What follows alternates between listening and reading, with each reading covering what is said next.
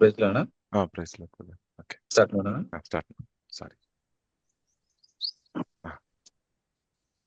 ಪ್ರೀತಿಯ ತಂದೆ, ಈ ಸಮಯಕ್ಕಾಗಿ ಸ್ತೋತ್ರ ಅಪ್ಪ. ನಿಮ್ಮ ವಾಕ್ಯಗಳನ್ನು ಧ್ಯಾನಿಸೋದು ಎಷ್ಟೋ ನಮ್ಗೆ ದೇವ್ರೇ ಅದು ಆರೋಗ್ಯಪೂರ್ವಕವಾಗಿದೆ. ಅದಕ್ಕಾಗಿ ಸ್ತೋತ್ರ.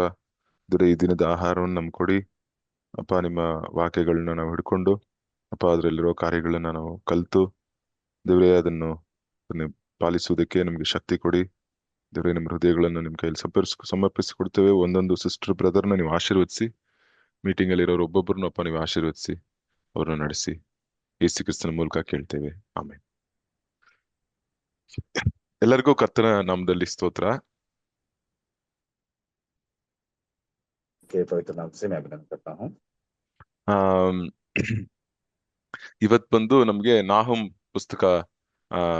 ನಾಹಂ ಪುಸ್ತಕದಲ್ಲಿ ಕುರಿತು ನಾವು ಬಂದು ಧ್ಯಾನ ಮಾಡ್ಲಿದ್ದೇವೆ. ಬೇಗ ಒಂದ್ 3 ಪಾಯಿಂಟ್ ಇದೆ ಅಷ್ಟೇ. ಸೊ ಈ ಪುಸ್ತಕ ಏನ್ ಹೇಳುತ್ತೆ, ಯಾವ ಸನ್ನಿವೇಶದಲ್ಲಿ ನಡೀತು ಅದನ್ನ ನಾವು ನೋಡೋಣ. हम किताब में रहने वाले कुछ बातों को अब ध्यान करने वाले हैं। सबसे जल्दी से ये ग्रंथ हमें क्या बताती है और क्या सिखाती है, उसी विषय पर हम ध्यान करेंगे। ಓಕೆ, ನಾಹಂ ಪುಸ್ತಕನ ಈಸಿ ಜ್ಞಾಪಕ ಇಟ್ಕೋಬೇಕಂದ್ರೆ ನೋವಾ ಪುಸ್ತಕನ ನೀವು ಜ್ಞಾಪಕ ತಗೊಂಡ್ಬನ್ನಿ. नहुम का ग्रंथ को अगर आपको बहुत आसानी से याद रखना है तो आप नोहा के उस घटना को भी याद रखना ನೋ बहुत ಅಲ್ಲ, जरूरी ಯೋನಾ है। ಬ್ರದರ್, ಯೋನಾ. योना का जो ग्रंथ है उसको ध्यान करना जरूरी है। ಯೋನಾ ಪುಸ್ತಕ ಬಂದು 150 ವರ್ಷಕ್ಕೆ ಮುಂಚೆ ಯೋನಾ ಕತೆ ಬಂದು ಇದೇ ಊರಲ್ಲಿ ನಡೀತು. ಯೋನಾನ ಬಂದು ದೇವ್ರು ನಿನೆವೆ ಪಟ್ಟಣಕ್ಕೆ ಬರಕ್ ಹೇಳಿದ್ರು. ಸೊ ಯೋನಾ ಬಂದು ಇದೇ ಆ, ಊರಿಗೆ, ಇದೇ ದೇಶಕ್ಕೆ ಆ 150 ವರ್ಷಕ್ಕೆ ಮುಂಚೆ ಬಂದಿದ್ರು.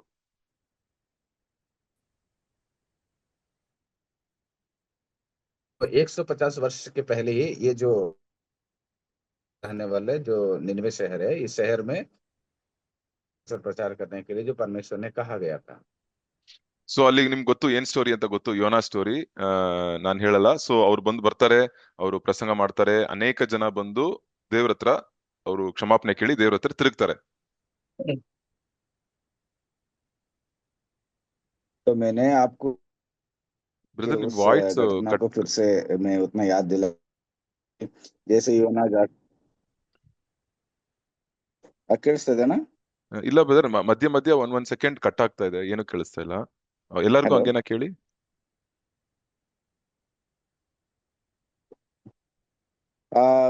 आनंद वॉइस, ಅಣ್ಣ ಬ್ರೇಕ್ ಆನಂದ್ ಬ್ರೇಕ್ ಆಗ್ತಿದೆ, ಬ್ರೇಕ್ कोई ಆಗ್ತಿದೆ. ನನ್ನ ವಾಯ್ಸ್ ಬ್ರೇಕ್ ಆಗ್ತಾ ಇದೆಯಾ? ಹಾ ಹಾ ಹಾ ಓಕೆ, ಇವಾಗ ನೆಟ್ವರ್ಕ್. ಪರವಾಗಿಲ್ಲ, ಇವಾಗ ಪರವಾಗಿಲ್ಲ ಅಂತ ಬರ್ತಿದೆ. ಇವಾಗ ಓಕೆನಾ? ಇವಾಗ ಬರ್ತಿದೆ.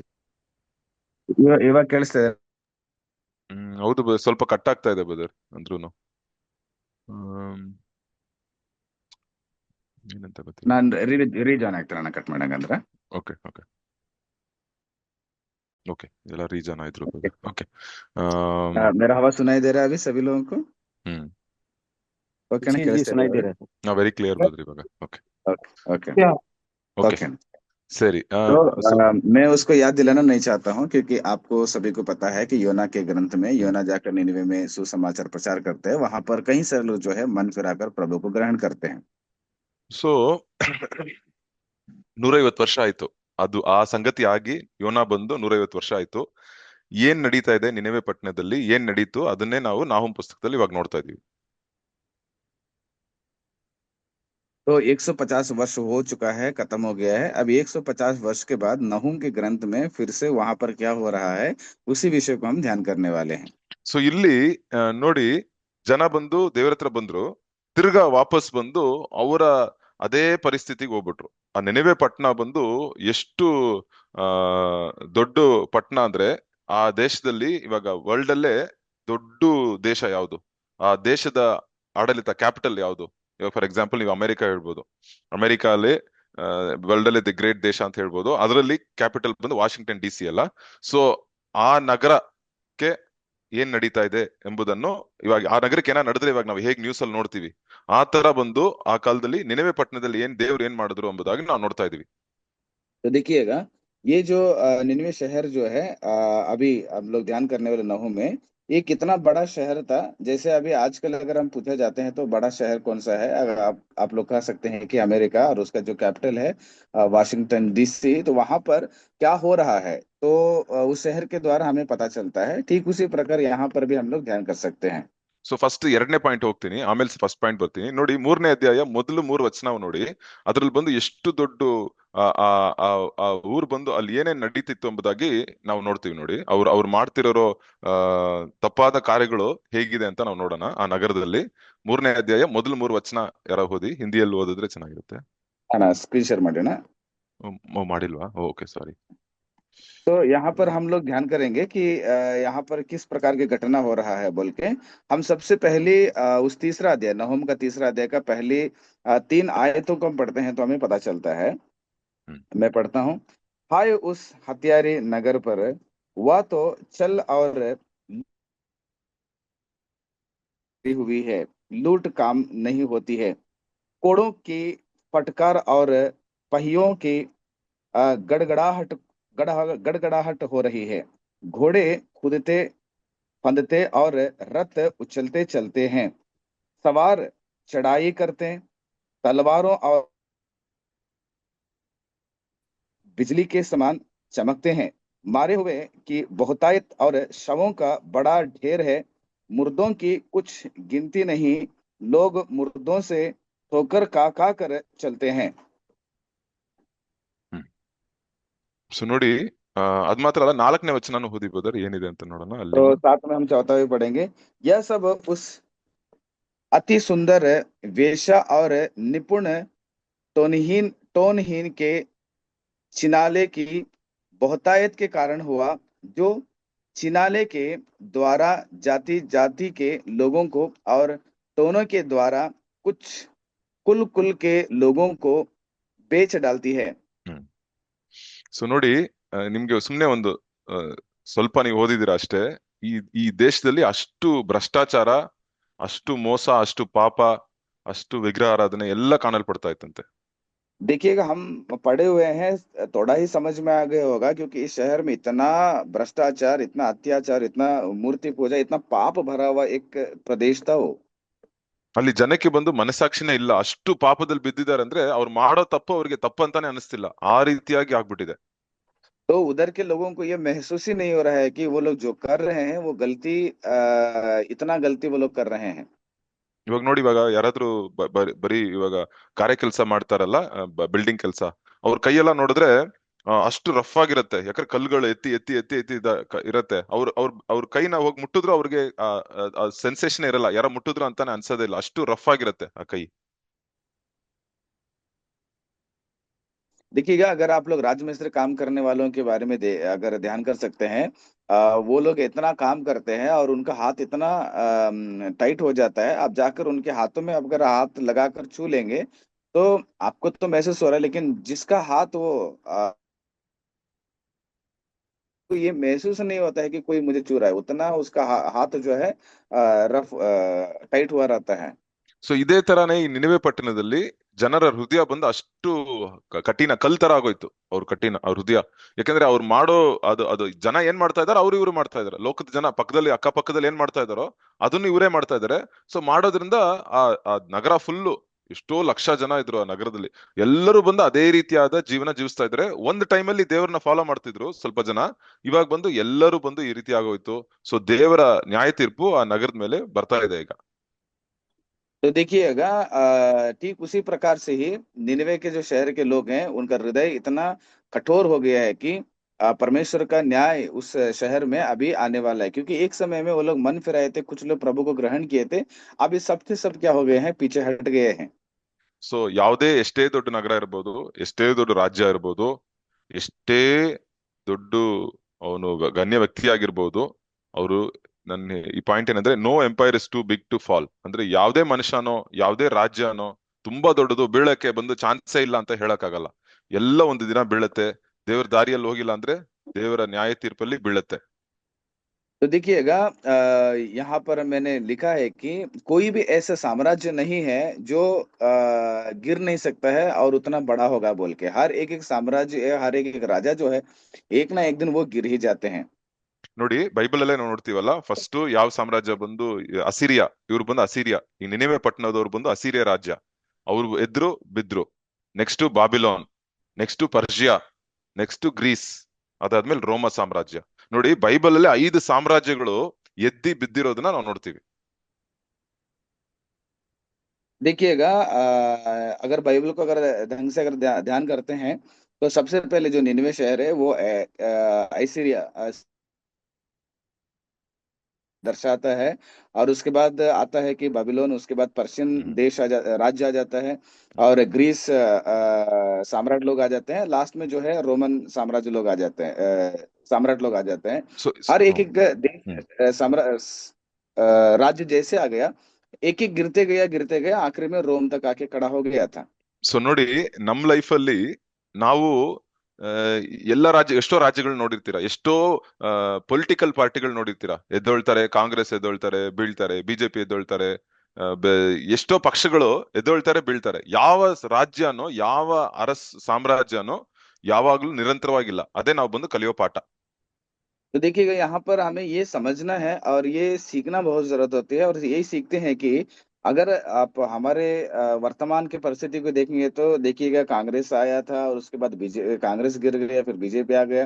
हो सकता है कि कल क्या होगा हमको पता नहीं। तो हर एक एक देश राज्य जो है वो आता है, हर एक एक राज्य वो खड़ा हो जाता है, फिर वो गिर जाता है, राजा भी आ जाता है, सम्राट लोग आ जाते हैं, वो भी पतन हो जाते हैं। ಸೊ ಇವಾಗ ನಮ್ಗೆ ಯೇಸು ಕ್ರಿಸ್ತನಲ್ಲಿರೋರ್ಗೆ ನಮ್ಗೆ ಯಾವ ರಾಜ್ಯ?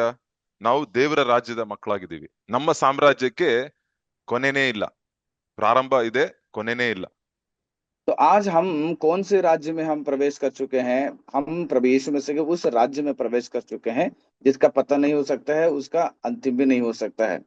ಯೇಸು ಕ್ರಿಸ್ತನ ಆಳ್ತಾ ಇದಾರೆ, ನಮ್ ಹೃದಯಗಳನ್ನ ಆಳ್ತಾ ಇದಾರೆ, ನಮ್ ದೇಶನ ಆಳ್ತಾ ಇದಾರೆ, ಈ ಲೋಕನೇ ಆಳ್ತಾ ಇದಾರೆ. ಬಟ್ ಅದು ಒಂದು ಕಂಪ್ಲೀಟ್ ಆಗಿ ಇವತ್ತು ಕಾಣಿಸಲ್ಲ, ಒಂಥರ ಡಿಮ್ಮ ಕಾಣಿಸ್ತಾ ಇದೆ. ಇವತ್ತು ಒಂದು ದಿನ ಅದು ಬಂದು ಫುಲ್ ಆಡಳಿತ ಯೇಸು ಕ್ರಿಸ್ತನ ಕೈಯಲ್ಲಿ ಬರುತ್ತೆ.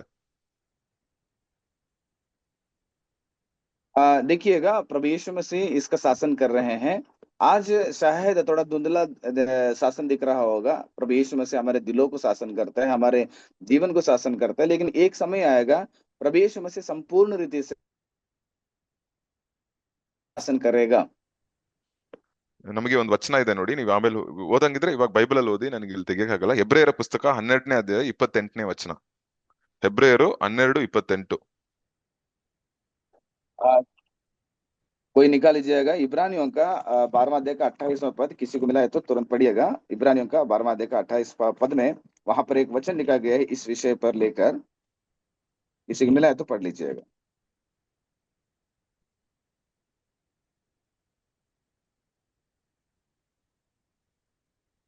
इब्रानियों का 28वां पद मैं पढ़ता हूँ, सुनिएगा। इस कारण हम जो हिलाने का नहीं, कृतज्ञ हो और भक्ति और भय सहित आराधना करो, जिससे वह प्रसन्न होता है। ಸೊ ನೋಡಿ, ನಮಗೆ ದೇವ್ರ ಕೈಯಿಂದ ರಿಸೀವ್ ಮಾಡಿದೀವಂತೆ, ನಾವು ಪಡ್ಕೊಂಡಿದೀವಿ. ನಾವೇನ್ ಪಡ್ಕೊಂಡಿದೀವಿ? ದೇವರ ರಾಜ್ಯನ ಪಡ್ಕೊಂಡಿದೀವಿ.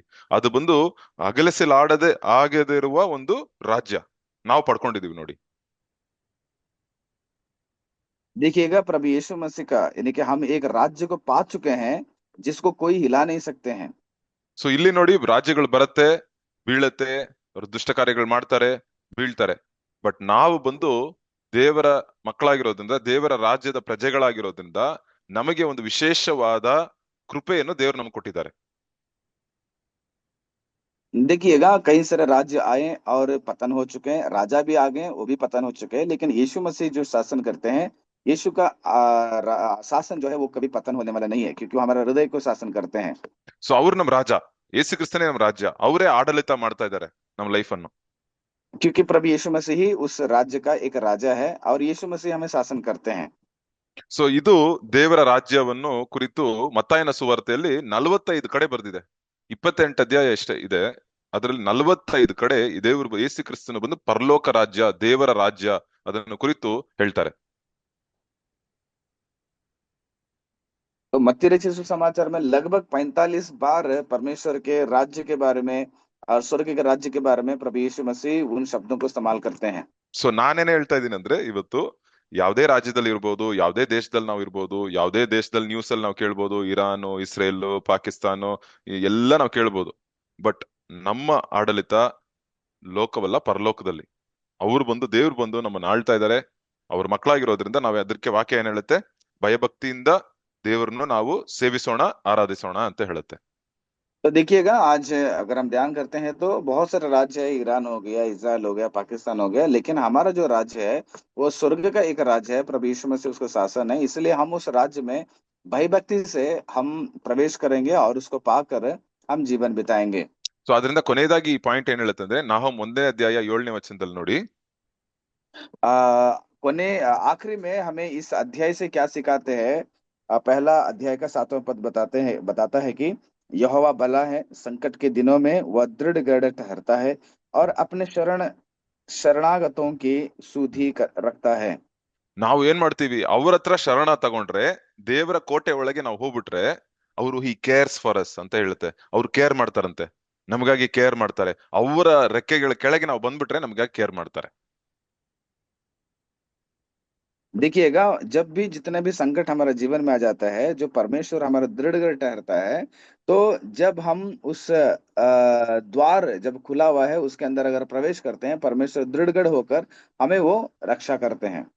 ಸೊ ಇಲ್ಲಿ ನೋಡಿ, ಒಂದ್ ಕೋಟೆ ಇದೆ. ಆ ಕೋಟೆ ಬಂದು, ಆ ಕಾಲದಲ್ಲಿ ಎದುರಿಗಳು ಬಂದ್ರೆ ಯಾರೆಲ್ಲ ಕೋಟೆ ಒಳಗೆ ಓಡೋಗಿ ಬಚ್ಚಿಟ್ಕೊಳ್ತಾರೋ ಅವ್ರ ಪ್ರಾಣ ಬಂದು ಏನಾಗುತ್ತೆ? ಅವ್ರ ಪ್ರಾಣ ಬಂದು ನಮ್ಮ ಪ್ರಾಣ ಬಂದು ಕಾಪಾಡಲ್ಪಡುತ್ತೆ. ओके, अभी ये जो फोटो में आप देख रहे हैं, वहां पर एक दृढ़गढ़ है। युद्ध के समय अगर कोई भी व्यक्ति उसके अंदर अगर प्रवेश करते हैं तो उसको बचाया जा सकता है। ಸೊ ಅದರಿಂದ ಆ ಲೋಕದಲ್ಲಿ ಏನೇನೋ ನ್ಯೂಸ್ ಬರ್ಬೋದು, ನೆಗೆಟಿವ್ ನ್ಯೂಸ್ ಇರ್ಬೋದು, ನಿಮ್ಗೆ ಏನೇನೋ ಭಯ ಇರ್ಬೋದು, ಲೋಕ ಇದಾಗ್ತಾ ಇದೆ, ಹಿಂಗಾಗ್ತಾ ಇದೆ, ಫ್ಯೂಚರ್ ಹಿಂಗಾಗ್ಬಿಡತ್ತೋ, ಹಂಗಾಗ್ಬಿಡತ್ತೋ, ಏನೇನೋ ನ್ಯೂಸ್ಗಳು ಬರ್ತಾ ಇರ್ಬೋದು. ನ್ಯೂಸ್ ಕೇಳಿದ್ರೆ ತಲೆ ಕೆಟ್ಟೋಗುತ್ತೆ. ನಾವು ಏನ್ ಮಾಡೋಣ? ನಮ್ಮ ಶರಣಾಗಿರುವ ಯೇಸು ಕ್ರಿಸ್ತನ ಹತ್ರ ನಾವು ಓಡಿ ಹೋಗೋಣ. ಅವ್ರ ಕೈಯಲ್ಲಿದ್ದಾಗ ಅಗಲಿಸಲಾಡದೇ ಇರುವ ದೇವರ ರಾಜ್ಯದಲ್ಲಿ ನಾವು ಇದ್ದೇವೆ. ಸೊ ದೇವ್ರ ಏನ್ ಮಾಡ್ತಾರೆ? ನಮಗೆ ಆಶ್ರಯವು ಅವ್ರು ನಮ್ಮ ಕೋಟೆಯಾಗಿದ್ದಾರೆ. ಅದನ್ನ ನಾವು ತಿಳ್ಕೊಬೇಕು. तो देखिएगा, इस दुनिया के हर प्रकार के जो खबर हम सुनते हैं तो हमें डर आता होगा, हमें शंका आता होगा, हम भयभीत हो जाते हैं, लेकिन आपको याद रखना है कि हमारा शरण स्थान प्रभु यीशु मसीह है। प्रवेश कर चुके हैं, वो कभी हिलेगा नहीं, तो उसमें हम लोग प्रवेश करेंगे, हम अपने आप को बचा लेंगे। ಸೊ ದೇವ್ರು ಬಂದು ಇವತ್ತೇನ್ ಹೇಳ್ತಾ ಇದಾರೆ ಅಂದ್ರೆ, ಐ ಕೇರ್, ನಾನ್ ಕೇರ್ ಮಾಡ್ತಾ ಇದ್ದೀನಿ, ನಾನ್ ನಿಮ್ಗಾಗಿ ನನ್ನಲ್ಲಿ ಆಶ್ರಯ ತಗೊಳ್ಳೋರಿಗೆ ನಾನು ಐ ಕೇರ್ ಫಾರ್ ದೆಮ್ ಅಂತ 1ನೇ ಅಧ್ಯಾಯ 7ನೇ ವಚನ. He cares for those who take refuge in him ಅಂತ ಹೇಳ್ತಾ ಇದಾರೆ. तो यहाँ पर परमेश्वर का एक वादा है कि मैं आपको ख्याल रखूंगा, मैं आपको रक्षा करूंगा, सुधि रखूंगा, क्योंकि ये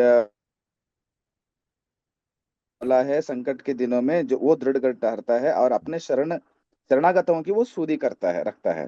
ಸೊ ದೇವ್ರು ನೋಡ್ಕೊಳ್ತಾರೆ ನಿಮ್ ಫ್ಯೂಚರು, ನಿಮ್ ಕೆಲ್ಸ, ನಿಮ್ ಫ್ಯಾಮಿಲಿ, ನಿಮ್ಮ ಕುಟುಂಬದ ಸಮಾಧಾನ ಎಲ್ಲ ದೇವ್ರು ನೋಡ್ಕೊಳ್ತಾರೆ. ನಾವು ಬಂದು ಬರೀ ಅವರ ಕೆಳಗೆ ನಾವು ಇದ್ದಾಗ, ಅವರ ವಾಕ್ಯಗಳನ್ನು ನಾವು ಕೇಳ್ಕೊಂಡು ನಡೆದಾಗ ದೇವ್ರೆಲ್ಲ ನೋಡ್ಕೊಳ್ತಾರೆ ನಮ್ಮ ಲೈಫಲ್ಲಿ. तो आपका भविष्य हो गया, आपके परिवार हो गया, आपका हर एक सदस्यों को हो गया, आपके जीवन को वो क्या करते हैं? संभालते हैं, लेकिन हम भयभक्ति से परमेश्वर के ऊपर हम लोग निर्भर होना जरूरी है। ಸೊ ಇದೇ ನಾಹಮ್ ಪುಸ್ತಕದ ಪಾಠ. ಏನಂದ್ರೆ, ಅನ್ಯಾಯವನ್ನು ದೇವರು ಬಂದು ನ್ಯಾಯ ತೀರಿಸ್ತಾರೆ. ಅನ್ಯಾಯ ನಡೀತಾ ಇರತ್ತೆ, ಅದನ್ನು ಒಂದು ದಿನ ಖಂಡಿತ ನ್ಯಾಯ ತೀರಿಸ್ತಾರೆ. ಎರಡನೇದೇನಂದ್ರೆ, ಅದರಲ್ಲಿ ಕೂಡ ಅನ್ಯಾಯ ನಡೀತಾ ಇರೋ ಸಮಯದಲ್ಲೂ ಕೂಡ ದೇವ್ರ ಮಕ್ಕಳಾಗಿರೋ ನಾವು ದೇವರಲ್ಲಿ ಶರಣಾಗಿದ್ದಾಗ ದೇವರು ನಮ್ಮನ್ನು ಕೇರ್ ಮಾಡ್ತಾರೆ, ನಮ್ಮ ಫ್ಯೂಚರ್ನು ನೋಡ್ಕೊಳ್ತಾರೆ.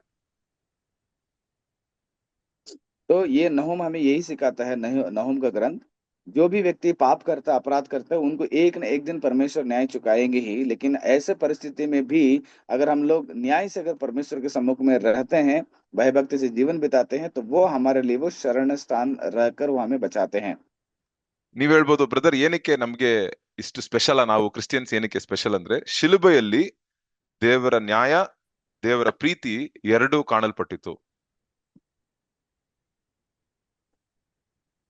आप लोग पूछ सकते हैं कि मसीहत क्या खास है बोल के। प्रभु यीशु मसीह के उस सूली पर परमेश्वर के न्याय और परमेश्वर का प्यार हमें दिखता है। ಅಲ್ಲಿ ದೇವರ ನ್ಯಾಯ ಏನಂದ್ರೆ, ನಾವು ಮಾಡಿರೋ ತಪ್ಪಿಗೆ ಯೇಸು ಕ್ರಿಸ್ತನ ನ್ಯಾಯ, ಅವರು ದಂಡನೆಯನ್ನು ತಗೊಂಡ್ರು. ಅದೇ ರೀತಿಯಲ್ಲಿ ಯೇಸು ಕ್ರಿಸ್ತನು ಅವರ ಪ್ರೀತಿಯಿಂದ ನಮ್ಮನ್ನು ಅವ್ರು ಬಂದು ಅವ್ರ ಕಡೆ ಸೆಳ್ಕೊಂಡ್ರು. ಅವರ ಪ್ರೀತಿಯಿಂದ ನಮ್ಮ ತಪ್ಪುಗಳಲ್ಲಿ ಶಿಲುಬೆಯಲ್ಲಿ ಹೊಡೆದು ಅವ್ರು ತಗೊಂಡು ಅವ್ರು ಬಂದು ತಮ್ಮ ನ್ಯಾಯವನ್ನು ನಮಗೆ ಕೊಟ್ರು, ತಮ್ಮ ನೀತಿಯನ್ನು ನಮಗೆ ಕೊಟ್ರು, ತಮ್ಮ ಪ್ರೀತಿಯನ್ನು ನಮಗೆ ಕೊಟ್ರು. तो पहली बात यह है कि हमारे अपराधों के कारण प्रभु यीशु मसीह वहां पर न्याय के अनुसार वो दंड भोग लिए। और दूसरा जो है, प्रभु यीशु मसीह अपने प्रेम के वजह से, प्रेम के द्वारा परमेश्वर हमें खींच लिया और अपने दया को और अपने करुणा को हमारे ऊपर दिखा दिया। ಸೊ ನೆನೆವೆ ಪಟ್ಟಣಕ್ಕೆ ದಂಡನೆ ಸಿಕ್ತು ಅಂದ್ರೆ ನಮಗೆ ಸಿಕ್ಕಬೇಕಾಗಿರೋ ದಂಡನೆ ಏಸಪ್ಪ ತಗೊಂಡ್ರು. ಸೊ ಅದರಿಂದ ಅವರ ಪ್ರೀತಿಯನ್ನು ನೋಡಿ ಅವ್ರ ಹತ್ರ ನಾವು ಹಿಂದೆ ಓಡ್ತೀವಿ, ಅವ್ರನ್ನೇ ನಾವು ಆರಾಧಿಸ್ತೀವಿ, ಅವ್ರನ್ನೂ ನಾವು ವಾಪಸ್ ಪ್ರೀತಿ ಮಾಡ್ತೀವಿ. तो निन्वे शहर को दंड मिला, लेकिन हमारा दंड को प्रभु यीशु मसीह ने उठा लिए, इसलिए हम यीशु को देख के दौड़ते हैं, यीशु मसीह को देख के हम चलते हैं। ಸೊ ಅದಕ್ಕೆ ಯೋಹಾನ ಪುಸ್ತಕದಲ್ಲಿ ಬರೀತಾರಲ್ಲ, ಅವರು ನಮ್ಮನ್ನು ಪ್ರೀತಿಸುವುದರಿಂದ ನಾವು ಬಂದು ಅವರನ್ನು ಪ್ರೀತಿಸ್ತೇವೆ. तो पहला यूहन्ना के पत्र में हम देख सकते हैं कि परमेश्वर ने हमें प्यार किया, इसलिए हम परमेश्वर से प्यार करते हैं। ಸೊ ಅದರಿಂದ ದೇವರಲ್ಲಿ ಶರಣಾಗೋಣ. ಈ ದಿನ ಫುಲ್ಲು ಈ ವಾಕ್ಯಗಳನ್ನ ಧ್ಯಾನ ಮಾಡಿ, ದೇವರೇ ನಿಮ್ ಕೋಟೆ ಒಳಗೆ ಓಡ್ ಬರ್ತೀನಿ, ನೀವು ನನ್ಗ ಕೇರ್ ಮಾಡಿ ಅಷ್ಟೇ. तो इसलिए आज हम परमेश्वर के शरणागत हो जाएंगे, हम परमेश्वर से प्रार्थना करेंगे, परमेश्वर में दौड़ के आ जाऊंगा, आपके शरण ले लूंगा बोलते। ಪ್ರಾರ್ಥನೆ ಮಾಡೋಣ. ಪ್ರೀತಿಯ ತಂದೆ, ಈ ಸಮಯಕ್ಕಾಗಿ ಸ್ತೋತ್ರ ಅಪ್ಪ. ಎಷ್ಟೋ ಲೋಕದಲ್ಲಿ ಎಷ್ಟೋ ಕಾರ್ಯಗಳು ನೋಡ್ತೀವಿ, ರಾಜ್ಯಗಳು ಎದ್ದೊಳುತ್ತೆ ಬೀಳುತ್ತೆ, ದೇವರೇ ಜನರು ಎದ್ದೊಳ್ತಾರೆ ಬೀಳ್ತಾರೆ ಅಪ್ಪ. ಆದ್ರೂ ಕೂಡ ನಮಗೆ ನೀವು ನಿಮ್ಮ ರಾಜ್ಯವನ್ನು ಆಗದೆ ಇರುವ ಒಂದು ರಾಜ್ಯವನ್ನು ಕೊಟ್ಟಿದ್ದೀರಾ, ಅದಕ್ಕಾಗಿ ಸ್ತೋತ್ರ ಅಪ್ಪ. ನಿಮ್ಮ ಮಕ್ಕಳಿಗೆ ದೇವರೇ ನೀವು ಶರಣಾಗಿದ್ದೀರಾ, ಅದಕ್ಕಾಗಿ ಸ್ತೋತ್ರ ದೇವರೇ. ನಿಮ್ಮ ಕೋಟೆ ಒಳಗೆ ನಾವು ದಿನ ಓಡಿ ಬಂದು ಅಪ್ಪ, ನಿಮ್ಮ ವಾಕ್ಯಗಳ ಮೂಲಕ ದೇವರೇ, ಮನುಷ್ಯನು ರೊಟ್ಟಿಯಿಂದ ಮಾತ್ರ ಅಲ್ಲ, ದೇವರ ಬಾಯಿಂದ ಬರುವ ಒಂದೊಂದು ಮಾತಲ್ಲೂ ಜೀವಿಸ್ತಾನೆ ಎಂಬುದಾಗಿ ನೀವು ಹೇಳಿದ್ದೀರಾ. ಆ ರೀತಿಯಾಗಪ್ಪ, ನಿಮ್ಮ ಬಾಯಿಂದ ಬರುವ ಒಳ್ಳೆ ಮಾತುಗಳು, ನಿಮ್ಮ ಬಾಯಿಂದ ಬರುವ ಪ್ರೀತಿಯ ಮಾತುಗಳು ದೇವರೇ, ನಿಮ್ಮ ಬಾಯಿಂದ ಬರುವ ದೇವರೇ ಕರೆಕ್ಷನ್ಸ್ ಎಲ್ಲವನ್ನು ನಾವು ತಗೊಂಡು ದೇವರೇ ನಾವು ಜೀವಿಸುವಂತೆ ಸಹಾಯ ಮಾಡಿ ಅಪ್ಪ. ನಮ್ ಜೊತೆ ಇರಿ, ನಮ್ಮನ್ನು ಈ ದಿನ ನಡೆಸಿ. ನಿಮ್ಮನ್ನೇ ನಂಬಿದ್ದೇವೆ, ನಮ್ಗಾಗಿ ನೀವು ಕೇರ್ ಮಾಡ್ತೀರಾ, ಅದಕ್ಕಾಗಿ ಸ್ತೋತ್ರ ದೇವರೇ. ನಿಮ್ಮ ಕಾರ್ಯಗಳು ನಮ್ಮ ಲೈಫಲ್ಲಿ ನಡೆಸಿ ದೇವರೇ. ನಿಮ್ ಜೊತೆ ಪಾರ್ಟ್ನರ್ ಆಗಿ ನಾವು ಅನೇಕ ಕಾರ್ಯಗಳನ್ನ ಮಾಡೋದಕ್ಕೆ ಆ ಪಾರ್ಟ್ನರ್ಶಿಪ್ ಅನ್ನು ನೀವು ಗಟ್ಟಿ ಮಾಡಿ ದೇವರೇ. ನಿಮ್ಮ ನಾಮಕ್ಕೆ ನಾವು ಸಮರ್ಪಿಸುತ್ತೇವೆ ದೇವರೇ. ನೀವೇ ನಮ್ಮ ರಾಜ ಎಂಬುದಾಗಿ ನಾವು ಬಾಯಿಂದ ನಾವು ಹೇಳ್ತೀವಿ, ನಮ್ಮ ಮನಸ್ಪೂರ್ವಕವಾಗಿ ನೀವೇ ನಮ್ಮ ರಾಜ ಅಂತ ಹೇಳ್ತೀವಿ. ನಿಮ್ಮ ಮಾತಾದ ಕಾರ್ಯಗಳನ್ನ ಮಾಡಿ ಯೇಸು ಕ್ರಿಸ್ತನ ಮೂಲಕ ಕೇಳ್ತೇವೆ ತಂದೆಯೇ, ಆಮೇನ್.